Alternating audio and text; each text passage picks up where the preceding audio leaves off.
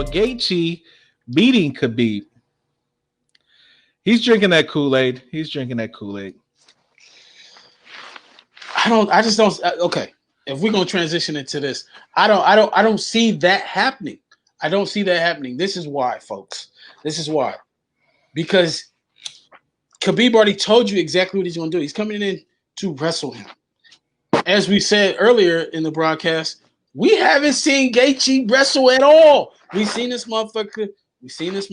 They punching, get punched drunk. We've seen him take an ass whooping, all that. But every time somebody says, well, his collegiate level wrestling is this amazing Division I wrestling background, but we haven't seen any of it. How many Division I wrestlers have been in the UFC? Hundreds. You know what I'm saying?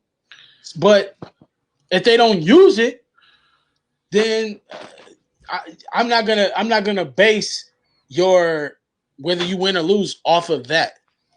Now, if he has some Chuck, now if we were talking about the lightweight Chuck Liddell, because Chuck Liddell was a wrestler, high level, high school. I even think he went to a junior college and won a junior national championship. But we all know Chuck's whole thing was stand up, right? So his whole thing was he would defend takedowns, make you stand up with him so he can throw his hands. We don't even see that with Justin Gaethje. We don't see him defend takedowns, keep people standing up. People come in and they choose to strike with him. So I think that's what we're going to see. Can he stop Khabib from taking him down? I don't know. I doubt it. Yeah, I think he could stop him in the first couple rounds, maybe. But for 5 rounds, no, you're not stopping the dude. You're not stopping the dude at all. This is what he does, brother. This is what he does, brother. I guess my thing is I never seen Gaethje look great. Like everybody, like I think DP is over here drinking the Kool-Aid off that Tony Ferguson fight, which I'm not even going to get into that. That's a whole nother thing. But he looked great against Tony. But Tony he's like he might as well be a Diaz brother from SoCal because he likes to take damage and stand and trade. And as much damage as big a hitter and all that, we heard these smacks from Gaethje. He still couldn't put him out until the very end. Like he absorbed an absurd amount of damage in that fight. I just don't see all this amazing hands, like because I've seen Gaethje lose to Eddie Alvarez, Poirier. We've seen what Khabib just did to Poirier. Poirier's looking great against Max Holloway. You're looking amazing. And then you go against Khabib and get out of here. You look real regular.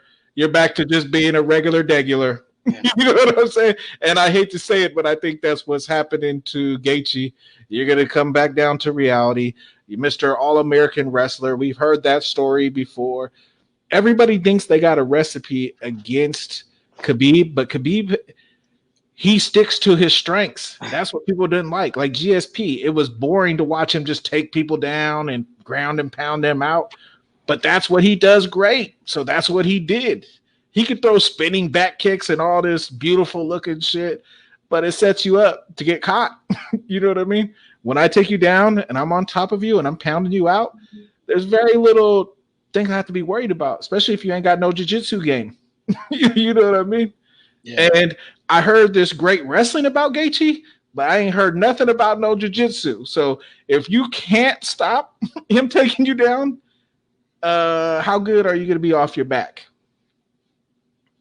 Bro, when Daniel Cormier, the heavyweight champion of the world, tells you that it's hard for him to get up from Khabib holding him down, that says something. And that's another Olympic wrestler. That's not another high school or college person. And he says there's no way a 155-pounder should feel that strong on top of you. I'm telling you, this hype about Gaethje is great, but it's going to be short-lived. He has a puncher's chance, as they like to say in this industry. Look, I'm going to tell you like this. Gaethje fucked up. He should have took the fight against Conor when that was on the table, because that was the only one he could have won had he chose to use his wrestling. Because Conor's gonna knock him out. We're gonna see another 2-fight loss thing with Gaethje coming up. You're gonna see him get out wrestled and submitted. You heard it here first, folks. He's gonna get submitted. I give him 3 rounds. Submitted by Khabib. Come back and watch the tape later. Submitted by Khabib, 3rd round. Yeah, I don't think you're going that far out on a limb unless you say 1st round. Oh no. I'll give him to round 3 because Khabib I feel like he's a slow starter. Just watching him over the last few years, he comes out, he does try to move around, stand up with you a little bit before he just dives for your legs. But eventually, that's coming. And that's what freaks people out and gets them to pause and mess up. Watch. But that's what gets them to freeze and fuck up, is because while he's standing there, with his hands up, eventually they know he's going to go for a takedown. And so they're anticipating that, which makes them hesitate. So he's going to take down Justin Gaethje, and I think he's going to beat him up. He's going to maul him for all the shit he's been talking for the last couple of weeks, and then he's going to eventually submit him in the 3rd round. Then when Justin Gaethje tries to come back, now without a title, he's going to be ready for Conor McGregor and start talking shit to Conor McGregor. And it's too late. And Conor's going to come in and smoke his ass like he was going to do in the first time. He won't even get a chance at Conor after he gets his brakes beat off of him in this fight. He's going to go back down. People got to let that go. Conor's not fighting Khabib for the title again. That's not happening. I don't see that happening.